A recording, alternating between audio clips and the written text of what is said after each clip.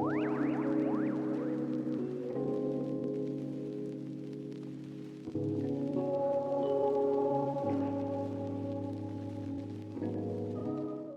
everyone, we're so excited for all of you guys to join us today.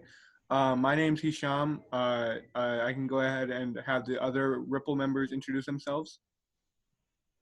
Yeah, my name's Joshua Blair. I'm one of the co-founders. Hey, I'm Shrey, also co-founder.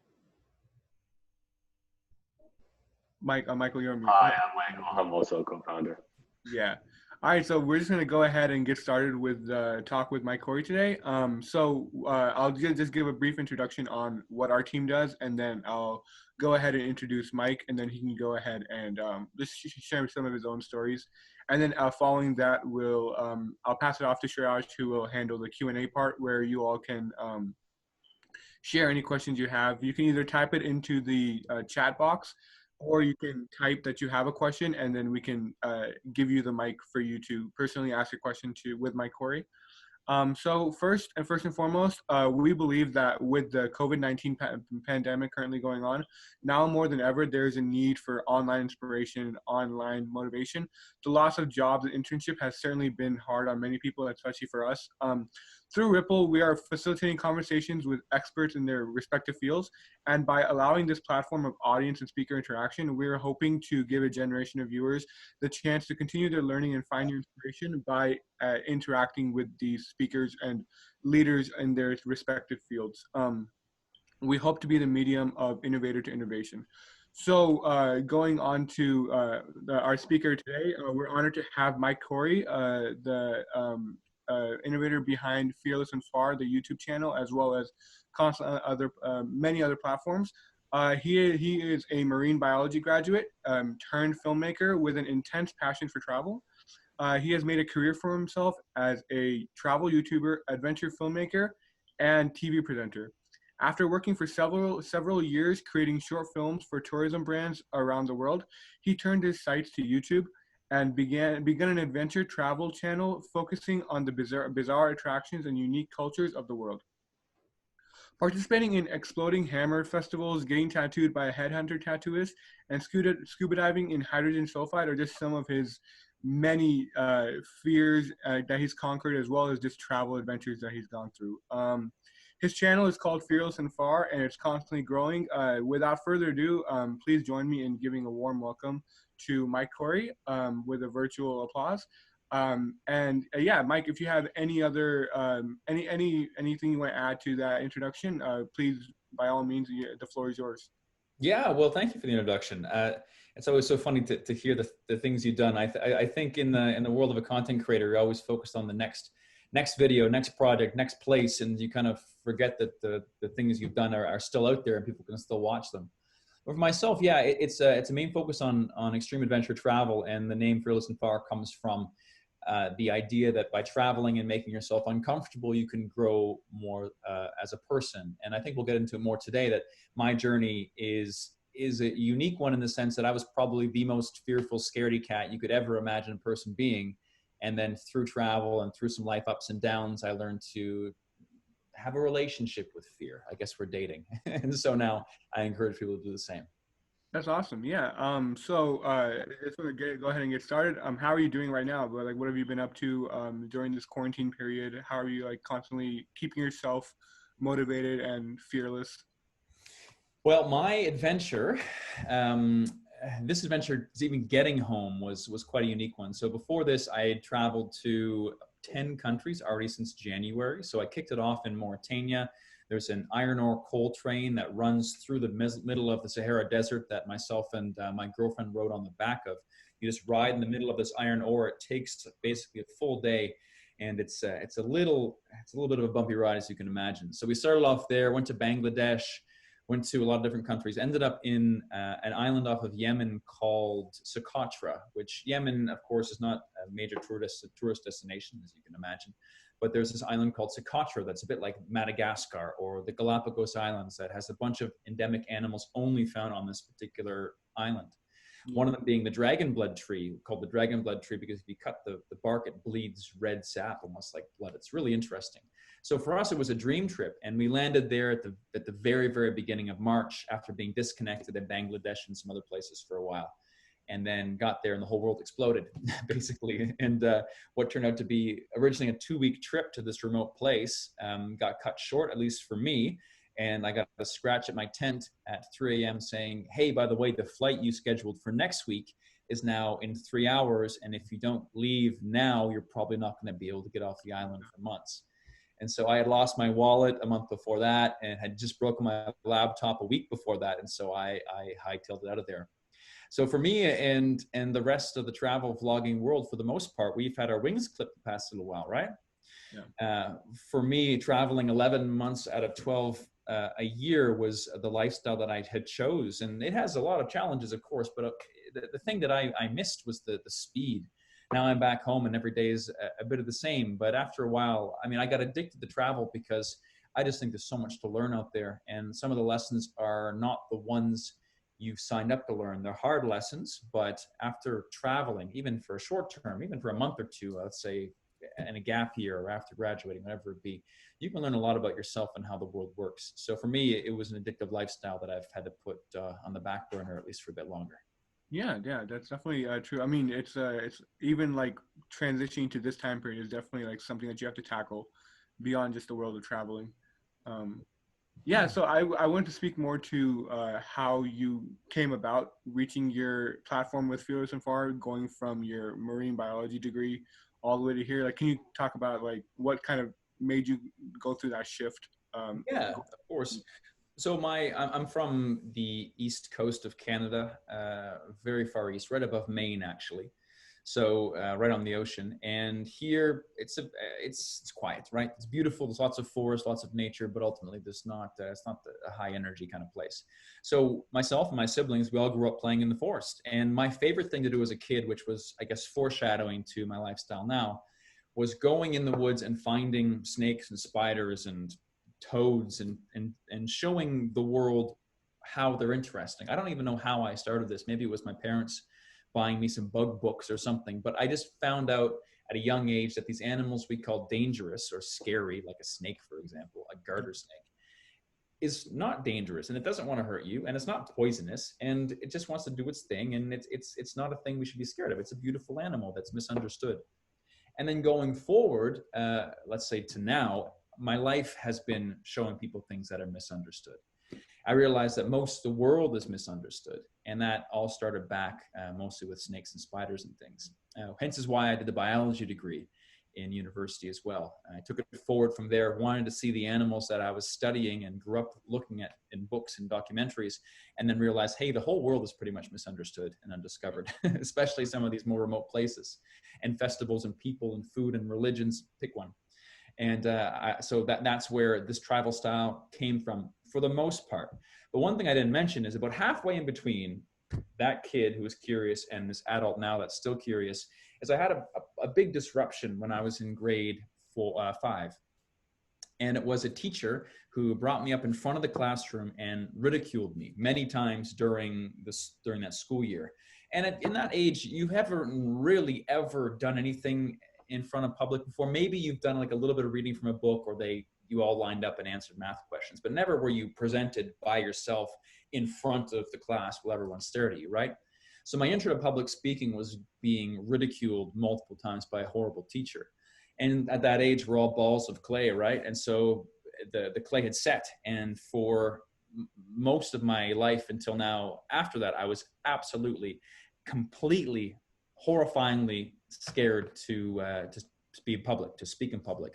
I would have anxiety attacks. It would just, the idea of being in front of a group, like, what's that movie, Old School, where Will Ferrell goes and does the gymnastics routine. He's like, I blacked out.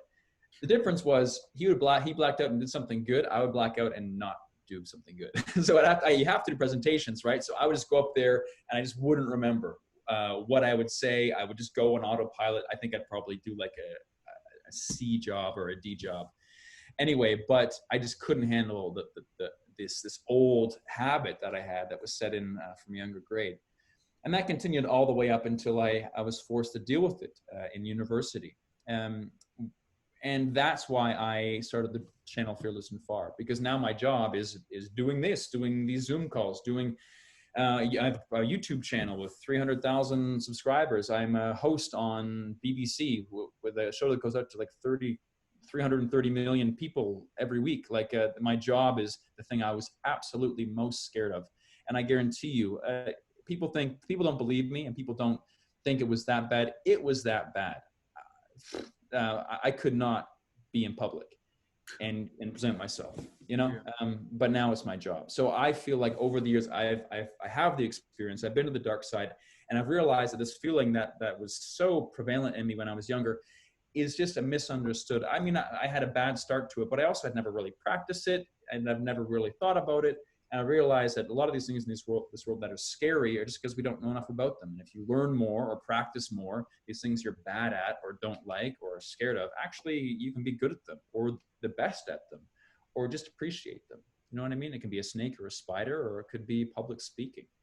Most of the times we're scared of things because of some bad thing in our past, or, you know. And so for me, the brand is pushing ourselves by doing things that are misunderstood, that make us uncomfortable, but mostly learning more about ourselves and the world in the process.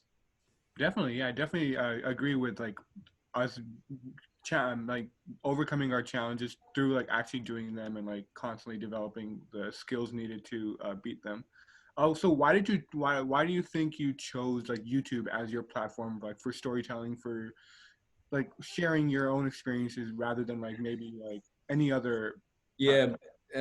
Well, I don't know. It's kind of a funny thing because I don't feel like I ever chose anything really. Life kind of pointed at me and started throwing lemons at my head until I swallowed one, basically. So the whole journey, like I said, I was scared to public speak. Now I do. Okay, big deal. But that one day I didn't just pick up a camera and say, okay, you know, it's Mike, I'm scared. Like, it didn't work that way. You know, it never works that way. It usually takes a pretty vicious right hook from life to make any giant change in your life. And that happened to me a couple times. So the first thing, I didn't just decide to go travel the world one day. I was just graduating university, and there was like a trifecta of just horrible stuff in my life. So I had my first grandparent pass away. I had a car crash that totaled my car. And I had a girlfriend, like a horrible breakup with a girlfriend, all in a month. And I had another friend of mine who was kind of going through some crappy stuff as well. And so together we're like, yeah, man, screw this, screw girls. Let's sign up for like an exchange program somewhere. Me and you, other side of the world. It's got to be better than here. And so we did that. We fundraised. We were together, me and him. And the day came to pay the deposit, and he didn't pay. I paid. Didn't know he didn't pay. And so I had booked myself in to go to Indonesia, which is literally the other side of the planet, to an island off an island there, 36-hour boat ride to get there. And I was by myself. I didn't know the language, the food. I didn't really know where I was going, didn't know anything. All I know is I was supposed to be there for 3 months living on an island. Anyway, I remember getting on that plane and first of all, I almost canceled the trip, but I put down like 5 G's for deposit. So it was way too much money. I remember getting on the plane and being like just petrified that I was not going to see my family again. It was like, this was it. And I get on the plane, wave goodbye, and then I proceed to have like the best 3 months of my entire life. There was no running water. There was no mirrors. It was me and a bunch of basically kids around my age, stuck on this island together, all awkward. I've always been like a bit introverted, so we're all trying to like not, look cool and not talk to each other. Anyway, best trip of my life, that first trip. And I don't think I really chose. I had life beat me into submission and then an opportunity to present itself. Same with the video, getting back to your topic. After traveling and getting addicted to traveling for a while, I was in Honduras doing my dive master certification. I was moving this picnic table. I hit my toenail, the toenail bent, ouch, okay. But then it ended up getting infected with flesh-eating disease, which is much, much worse than a stubbed toe. And then I was on a couch for 3 months as they cycled through antibiotics trying to fix it. Anyway, and in that weak point, I had a friend say, hey, you like to travel? So here's a travel video competition. Why don't you make a video? And I was like, I don't do that, man. Like, I don't make videos. And he's like, well, you're going to sit on the couch for 3 more months, or you're going to actually like make a video and do something. And I was such, again, like beaten in submission for life. I made the video. And I remember doing 30 takes of my name. Hey, it's my, hey, and I just, you can't speak sometimes. I mean, even this is weird sometimes, speaking to a camera like we are right now. To a person, it's easy, but when no one's there, especially no one, like we're having a conversation, you can answer my questions. But when it's just you and a camera, God, it's weird, man. So I did like 50 takes, and after some blood and some sweat and some tears, I made a video. And people were like, wow, you're a natural at it. And yeah, I guess you can look like a natural if you do 30 takes of every single 10-second scene, put the pieces together, and that's all they see. They see the best takes. And so they're like, oh, you're so good at it. And I was like, yeah. Anyway, and so I got obsessed with entering all these travel competitions because I could barely walk still. I could stand and I could talk. So I made these videos with all the footage I just picked up along the way of just bringing a camera along. Never putting my face in it though, always just, shooting animals and things.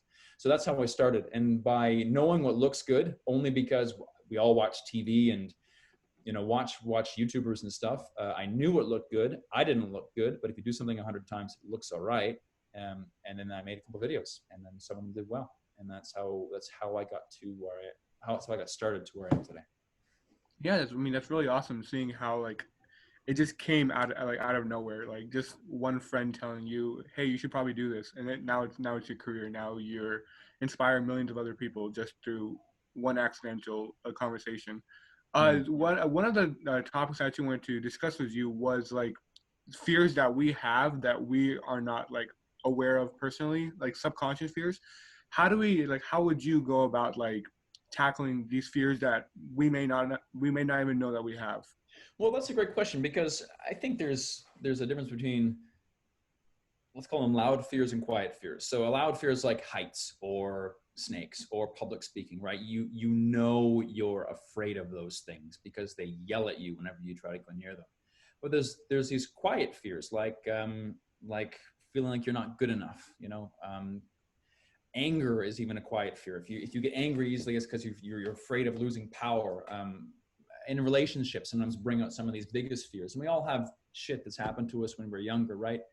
So, and that can abuse us emotionally, and we can get fearful in relationships. And those are quiet fears. It doesn't really feel like fear. It can feel like jealousy, or it can feel like insecurity, but it's still fear of losing something, fearing you're not good enough. And the first thing to do is to acknowledge that. You don't have to like make a Facebook post about it or a TikTok video about it, but you can just acknowledge that and realize, okay, there's some things in my life that need to get worked on, and it's because I have these little fears of these things. And once you put a finger on a fear and you acknowledge it, again, it could be snakes or it could be that you're not good enough, then you know how to manage it. And for me, my fear of public speaking was a huge one. But in the beginning, it was like, okay, I knew I was scared, and I expected to be scared, and I expected this gut reaction that I couldn't control. And the common thing, maybe because of my name, is fearless and far. I'm not fearless, man. I never have been, and that's not the goal. Because I learned early on that the people jumping out of airplanes in squirrel suits and the super famous pop star on the stage, these people still get scared too. They just change their relationship with it, right? Like they are comfortable. They expect this feeling to rise up in their chest before they do their thing, and they make amends with it, right? It's not about blocking it out. You can never block it out. It's a visceral human emotion, this feeling. It's even like hormonal, like you can't control it. It's a bodily function almost to feel fear. That's supposed to help us, right? So you can't block it, but you can learn to smile at it. And there's this old thing that's super cliche. That's nothing. What is it? It's nothing to fear but fear itself. And we said it so many times it doesn't mean anything. But what it means is, if you're scared of being scared, like I have been most of my life, you feel fear and you're like, I'm scared. And then the fire just burns brighter and the thing churns more, right? When you're scared that you've become scared, then you're done. Game over. Like you lose control. Your hands are off the wheel. But when you feel fear and you're like, I knew it. Hey, what's going on, man? Good to see you. But, I knew you're going to come. Let's do this thing together, and you smile at it, knowing that feeling means that you're on the path to growing. You're uncomfortable, which is a great spot to be to level yourself up. and you welcome it, even though it doesn't feel good, it's never going to feel good, but you can almost have like a sick pleasure, like loving the idea that you're going to be a bit afraid. And again, fear is always going to be there, but knowing that feeling comes with personal growth is the key. Just like working out. Working out's not fun, you know? Going to the gym and smashing your chest doing flies or whatever, it doesn't feel good. And it's hard to explain to somebody how it does feel good if they don't go to the gym often, or working out, or like doing hill sprints, you know? But it feels good if you've turned yourself into the machine that knows that this crappy feeling means so much more than just this instant. And the same thing goes with fear. Exactly the same thing goes with fear. Yeah, definitely.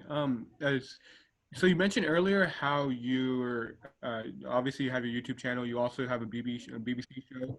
How do you go about like managing both of these together, making both of them as like successful, as fully put together as possible? Well, yeah. So I've got a few things on the go too. Now that I'm home, my family has a pet food business as well. So I mean, I'm one of the kids. It's my father's business, and my other siblings are getting involved. So I help them with some video work too. And actually, that's how one of the ways I got started was by making small little videos about dogs and cats in the beginning.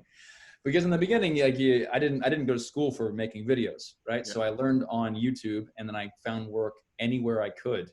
Could be like local restaurants and the family business, and whoever would allow me to even make videos for free in the beginning. That's how I got good at it, right? So yeah, for me, it's always been a bit of a challenge, especially always traveling a lot of the time. But one thing I guess I'm dealing with now is that when you're moving, it's a bit easier to keep momentum going on things. And that's why I've always loved travel, is because when you feel like you have momentum in your life, things are easy. And so the important thing for me was always to stay moving. But now, for example, at home, I've had to find new ways to keep active. I think is the most important thing. Definitely, yeah.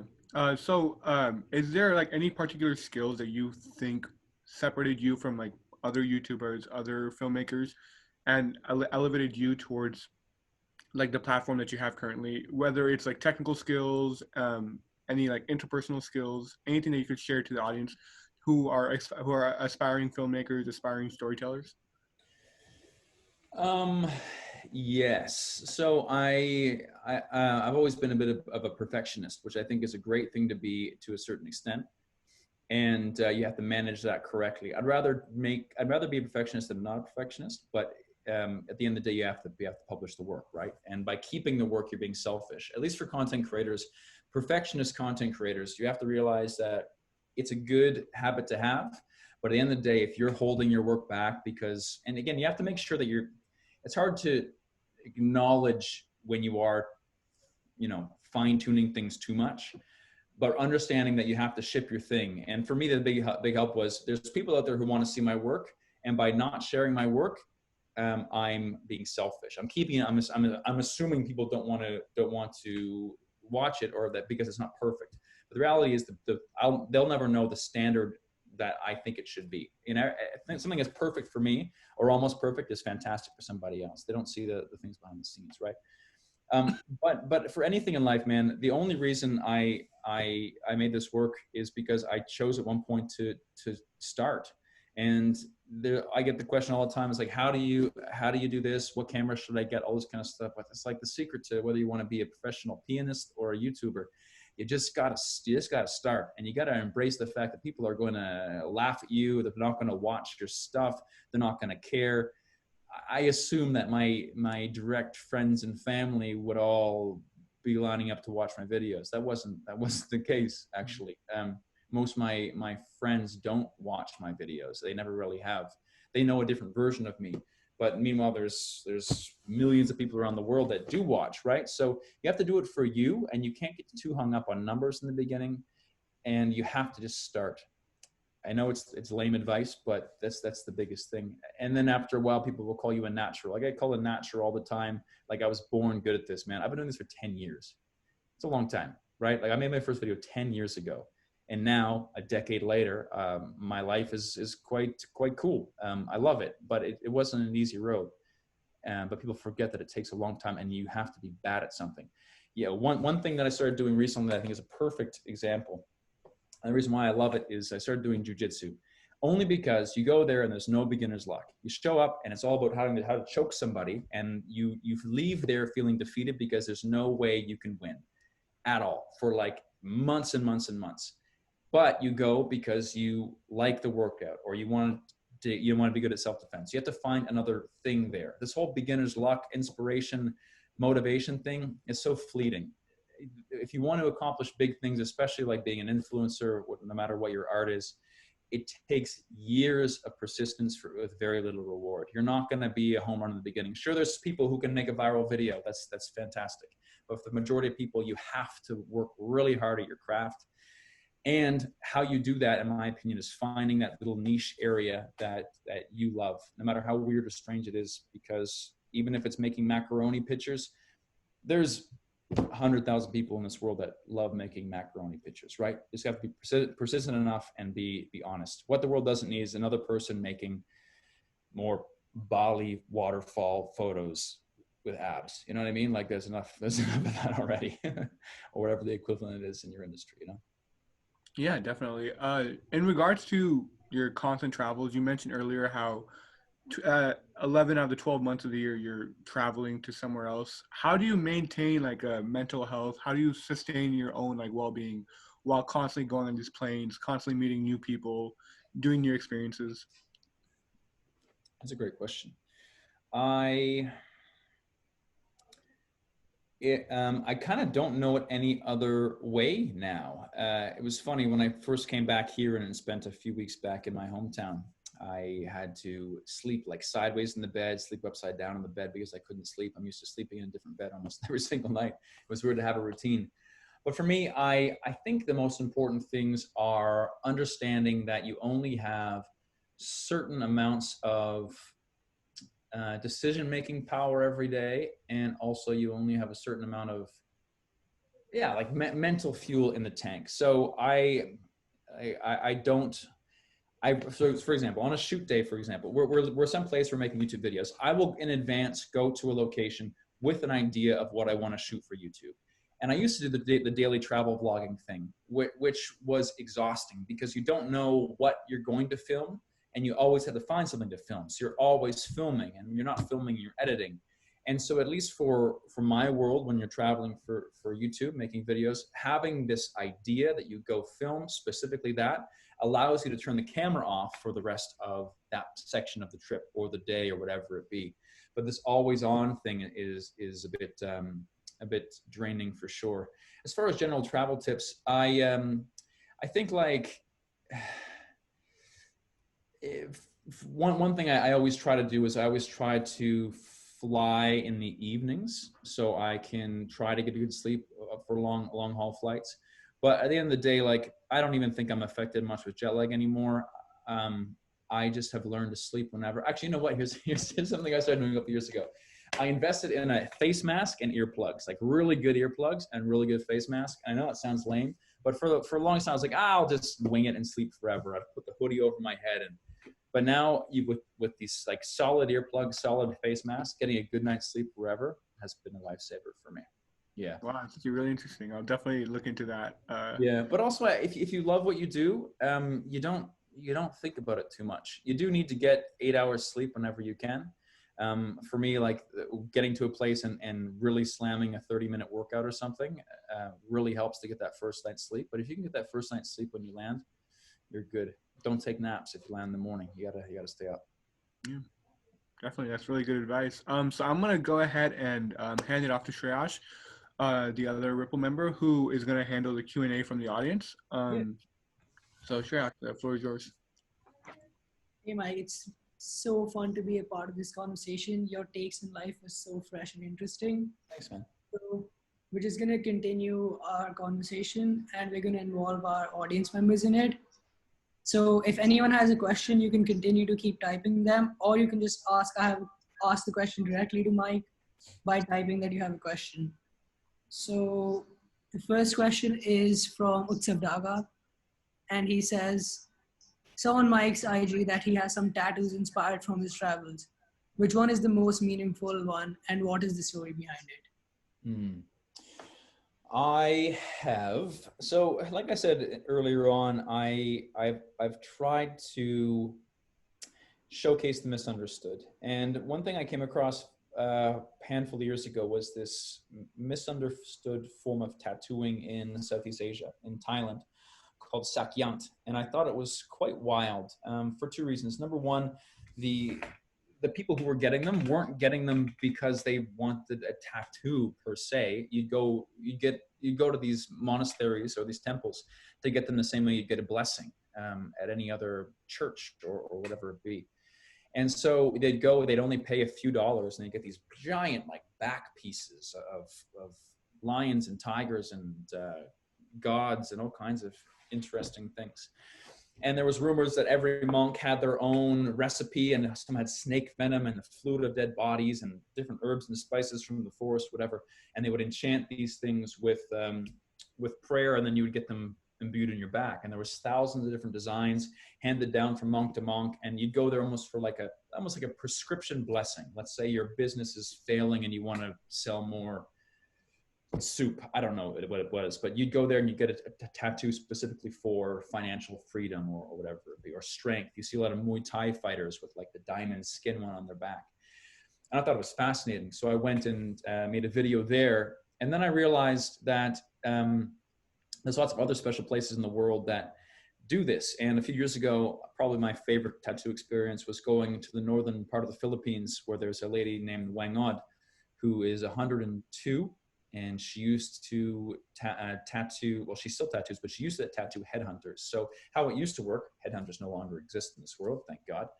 But how it used to work is you were a tribe, you'd go to war with another tribe, you'd cut a head off a dude, and you'd bring the head to the tribal leader or one of these ladies, and they would give you a tattoo on your chest, done with a thorn from like a pomelo, like a grapefruit, and a little hammer. And the ink was with pine ash, like burning pine branches.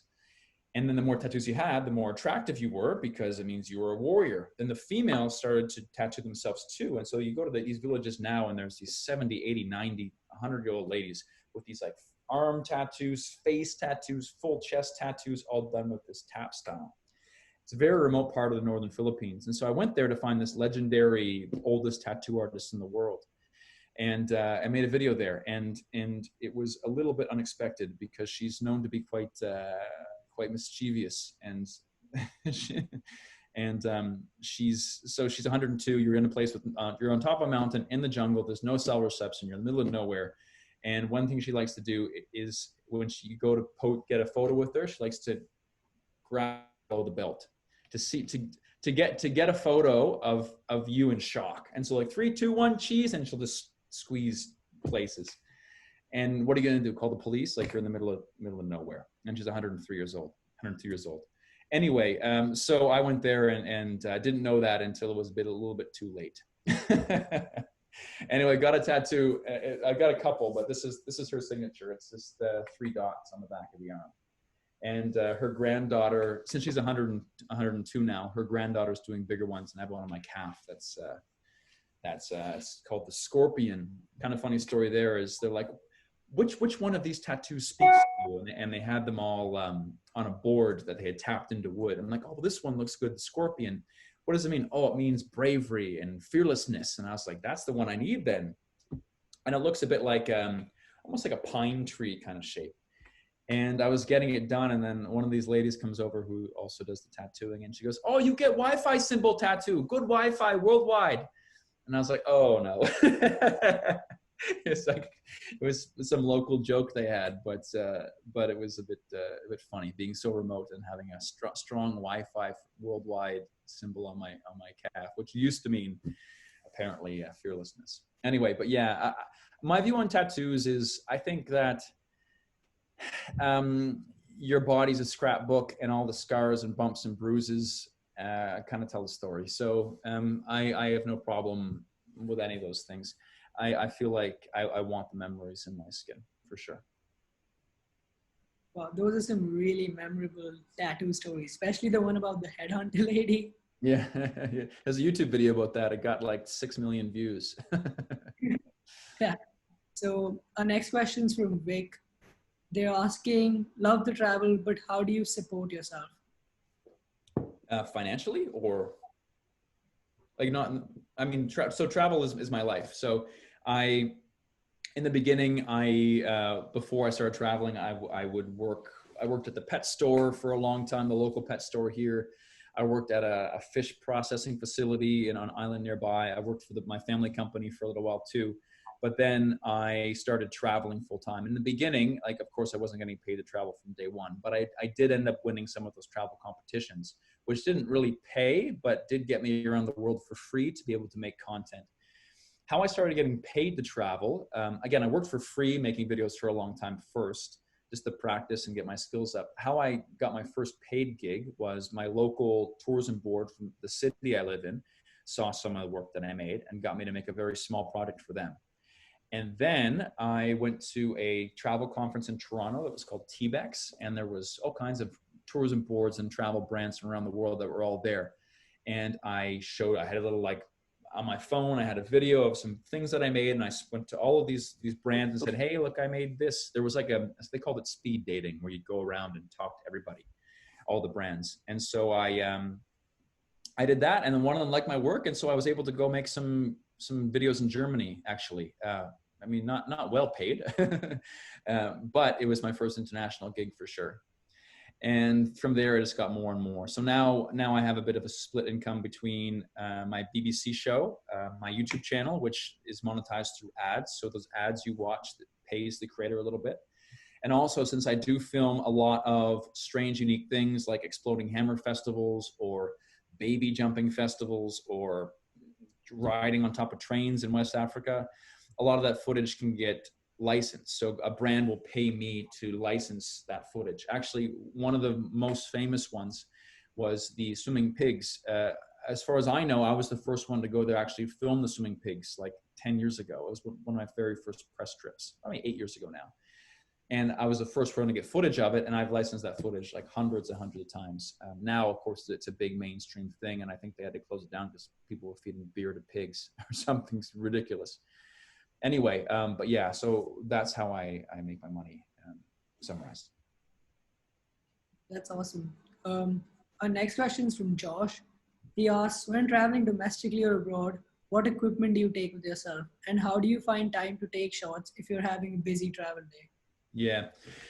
So I'll just talk about, I'm not sure if it means camera equipment or general equipment or both, but for going over what I use to shoot, for a long time, because I got more involved in filmmaking. So the YouTube thing started early, but then went on pause for about 5 years. And I became a travel filmmaker, let's say, where I wasn't making videos about myself.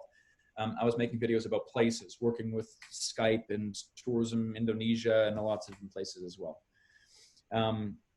And so then I had a giant kit. But what I realized for myself filming vlog style personal videos is you don't need a lot of stuff. The more stuff you have, it weighs you down. And so I've been streamlining my kit more and more and more as I learn more and more and more, because at the end of the day, if a dolphin jumps over the boat and does a triple somersault, you just have to get it. You have to have something that can just get it immediately. That's the most important thing. So my camera setup is very simple. I have a Sony a7 III. I've got a 16-35 lens. I've got a 90mm macro lens and a drone, and that's most of what I travel with. Personally, I guess after traveling for a while, you kind of become a dirty bum. And I think anybody who decides to do solo travel for a while, you realize that clothes aren't really that important. when you first start traveling, you have your bag and it's full of clothes and all these extra things. And at the end of the day, you realize the most important thing you have is really just like a passport, some money. You have all of your documents uploaded to an online source. Like if you lose your driver's license or lose your passport or lose your health insurance number, having all those documents uploaded to a place online is really, really important too. Those must-haves. Everything else you can normally find in your destination, except for usually sunscreen and bug spray. Or if you can find them, they're expensive, so bring those too. But over the years, my kit's been less and less clothes, more and more cameras, odds and ends, and microphones and things like that. So I don't know. I've become quite a severe minimalist over the years. To give one shout out of things that I love for camera gear or just backpacks and things, I've been really in love with a company called Peak Design. I have most of their stuff because as far as someone who likes to travel and take photos and videos, I think they're the most well thought out and streamlined minimalist kind of equipment you can get. Oh, there was another about long travel days. Yeah, it was that, how do you find time to take shots if you're having a busy travel day? I see. Okay, that's a good question. So also with this Peak Design stuff, there's a hip mount. So you can click your camera your hip so it doesn't swing around your back. I used to have a strap, but if you're actually doing things like jogging to catch up or up a hill or climbing or just actually having adventures, the thing swings everywhere. So having a locked in here or locked in, on a mount in your chest, I always have it here. And for me, if you're not really a photographer, a phone is fantastic, man. The only thing you have to worry about with a phone is audio when you're recording video and having enough light. I mean, you're not going to get the most beautiful shots at sunrise and sunset sometimes. But I don't even really advocate taking a nice camera around very often these days because phones are fantastic. Plus they're like $1,000 or something. You don't want to carry around too much, or like 2,000 now. The new iPhone's like $2,000 or at least Canadian. So you don't have too much electronics besides that, right? I completely agree. And the phones nowadays, they have like good low light as well. Yeah, exactly. The only thing is like audio is not great. And you can't really shoot raw on them, I don't think. But I always make sure people are sure they want to travel with more than their phone. And then I always recommend having it more like clipped in because otherwise it just feels like you're babysitting the entire time. You know what I mean? Another question from Rick. Will you meet up with Eva again? Yeah, so Eva's my girlfriend. We were on this island in Socotra together. Socotra is where I was in Yemen before I came here, where I got the knock at the tent at 3 a.m. So we were together then, and she couldn't come with me because Canada had closed its borders. I had to go because I didn't have a wallet or a computer, so she stayed in Yemen on this island called Socotra, and I left. That was almost 3 months ago. She just left the island a couple of days ago. So she's finally got off the island, and it took her like a month and a half to figure that out. And we're going to meet very shortly. So right now, the broader question is, will I be traveling soon again, right? Because that's what's going to have to happen. And I think this about travel right now. I think that the world is beginning to open up. Whether it should or shouldn't, it is. If a country decides that it's going to open itself up for tourism, like Cyprus or Turkey is starting as well, Greece, Iceland, they're putting these systems in place, then as a content creator or an influencer, I have to make sure that I am not going someplace and bringing the virus with me. So if someone chooses to travel right now, I don't think there's anything wrong with that if you're going to a place that is open for tourism, as long as you test yourself first. If you know, because you've tested yourself, that you're not bringing the virus anywhere and the country's open for tourism, I don't feel there's anything unethical about that. If you're going someplace that is like very restrictive and somehow you can get in some way and you haven't tested yourself, then you're being a bit reckless. But if you're going to a place that's open for tourism and you've tested yourself and you're cool, I mean, wear the mask, be protective. But I mean, now I think is some of the best time in the world to see some of these world level attractions with nobody. Like imagine, going to Machu Picchu and there not being 2,500 people there every single day like there has been. Peru's not open for tourism yet, but the first people who go there once it is will have that experience. You're never going to have that experience again in your life. So there's a little bit of risk involved, but any kind of amazing adventure, every day in a life, there's risk involved. Driving your car is one of the riskiest things we do. We just don't talk about it. You know what I mean? So if you're comfortable with a little bit of risk in your life, and then I think there are some really interesting opportunities coming up. So I will be traveling probably within the next month to someplace to meet with her. I won't be traveling the world right away. I don't feel the need to, but I'll be seeing Eva again soon. Long story short. Continuing on down that same path, and you already kind of mentioned it, but View Lay asks, which countries do you expect to visit next to film?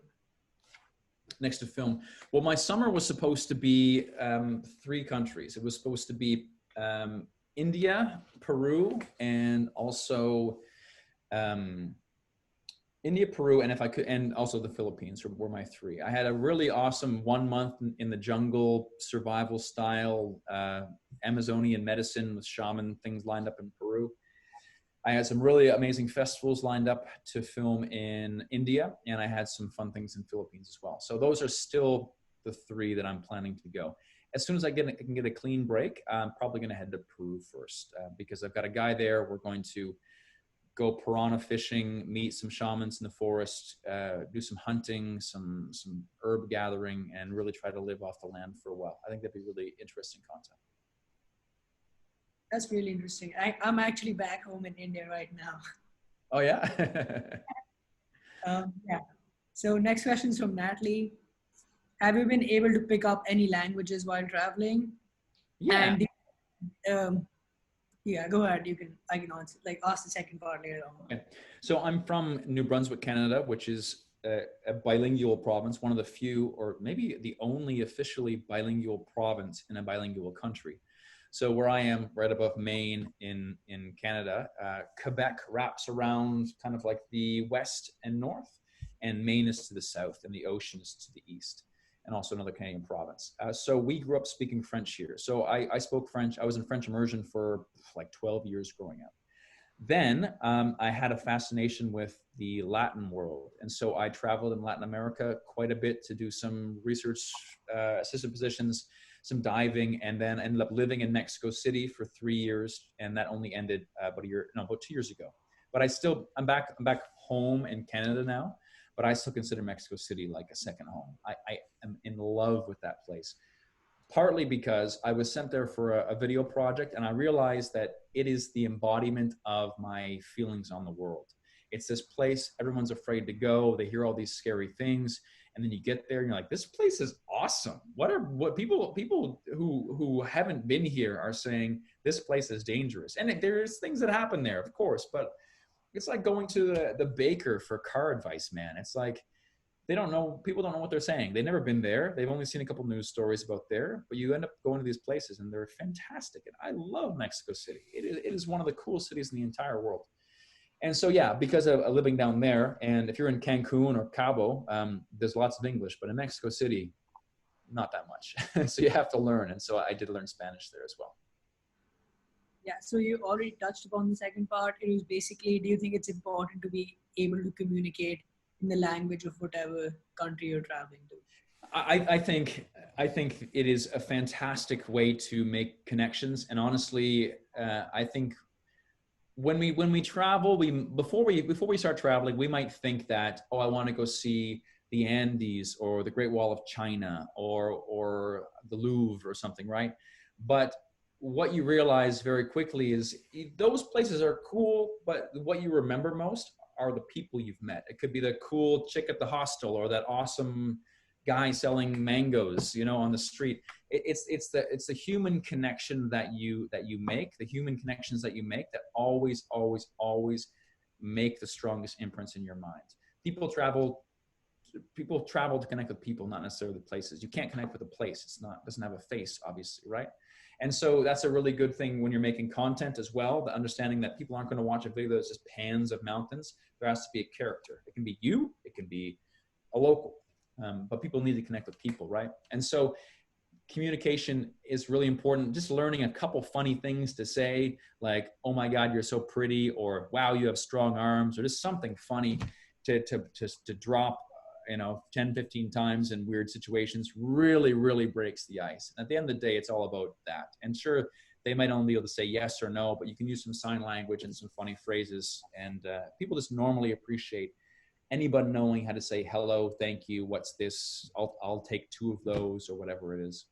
One thing that I didn't realize would be so important, though, is how dance and music, knowledge of that has helped me so much. So I talked about my beginnings being quite scared of public speaking. And one of the first ways I got into the idea of being comfortable in the spotlight was I used to be a sword fencer, a semi-professional sword fencer.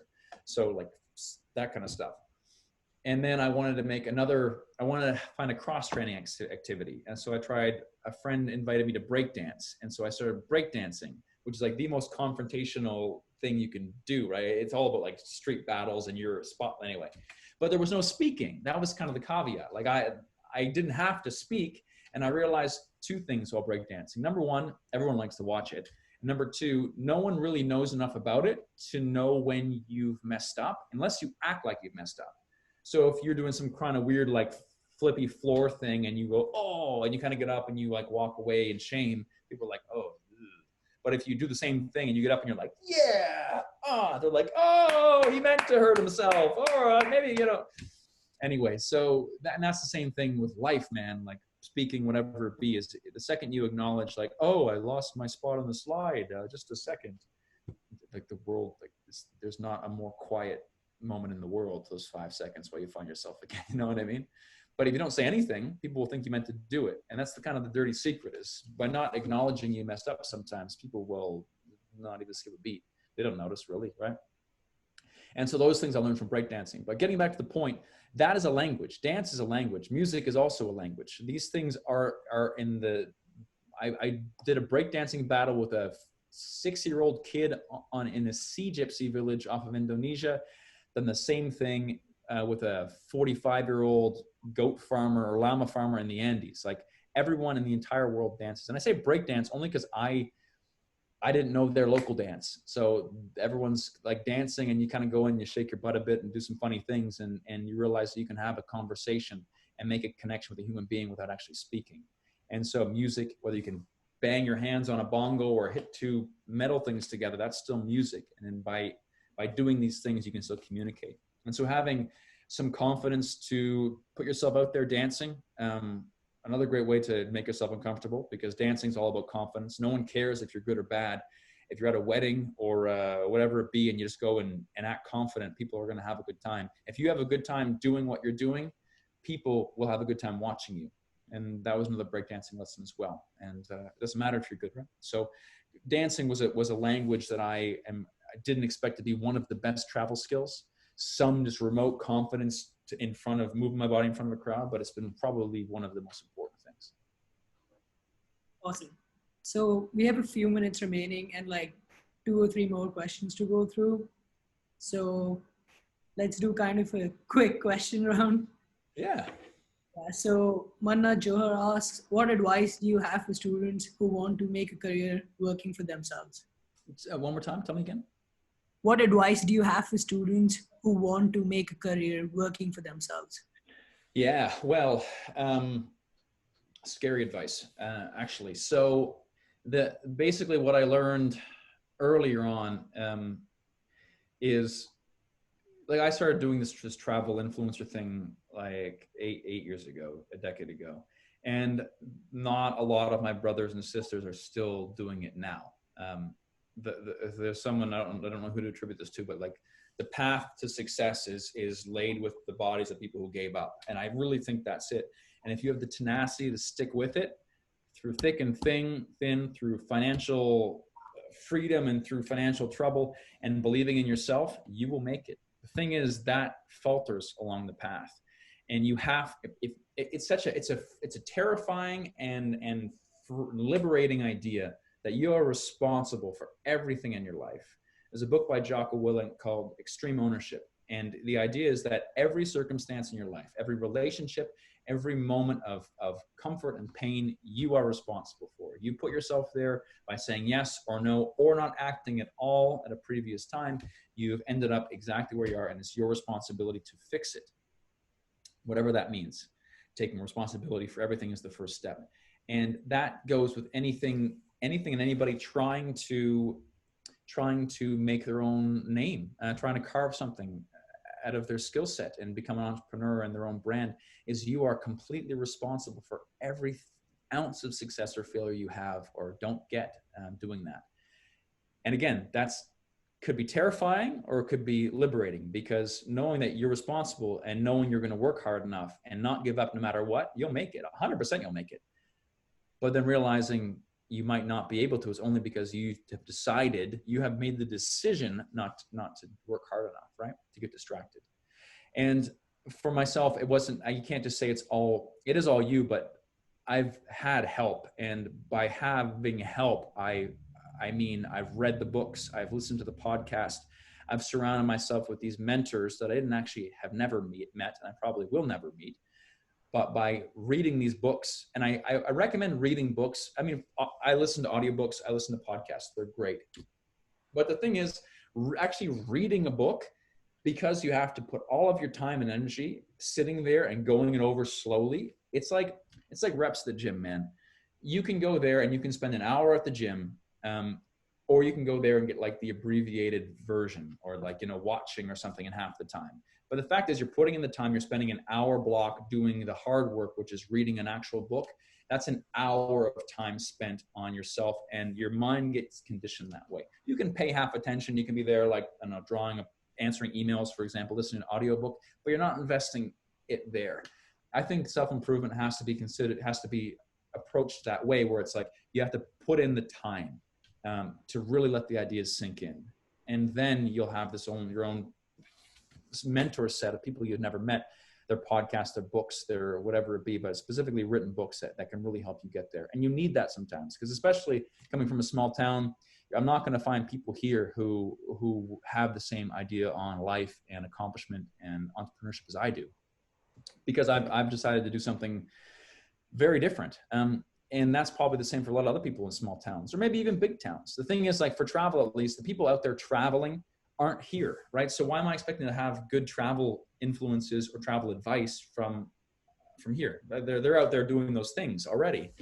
And maybe the same thing for your thing. So you have to find those communities and those people in other ways. And you need that every single day in your life, right? That inspiration to get after it.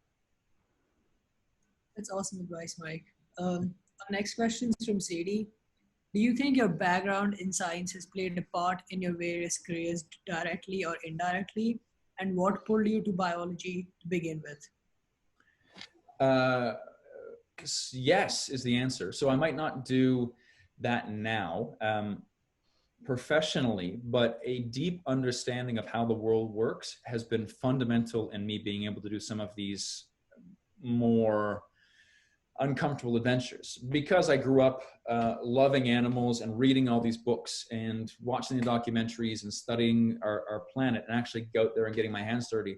That allowed me, when I actually did get my biology degree in university, to reinforce that and learn more about just how the world works. Like, we took genetics, we took virology, I took invertebrate zoology, I took all these different courses. And that's just, it's science, right? So even learning about projectiles in physics class, you know, this is all real life stuff that you don't have to completely perfect it. I mean, I was not the best student at all, but I did learn a lot about just general things, how the world works. Even like something like watching Mythbusters, for example. That show is focused on science, but by exposing yourself to real world science like that, you just get a feeling of like, okay, so you know, explosions in movies are actually not like real life explosions, and you know, all these little things that you pile that together over several years, and you have a pretty good idea how most things work. So for me, I loved it, and it did get me out there traveling in the beginning, because I did biology research assistant positions through my university. That was my first big trip, like I said earlier. And for me, how I got into it was, because I was such an obsessive kid, showing people bugs and lizards and things, trying to show how they're misunderstood, not necessarily dangerous. Thank you so much, Mike. It's been 1 hour and I don't want to take up more of your time. I'm sure you have a busy schedule ahead of you. Thank you so much for coming on Ripple and like answering questions from our fans and your fans as well. Please, everyone, be sure to check out Mike's YouTube channel, Fearless and Far, and follow him on all his social media. Thank you again, Mike. And we also have a forum discussion where we continue the conversation within our community. Check that out as well. My pleasure, guys. Thank you so much. It was a lot of fun.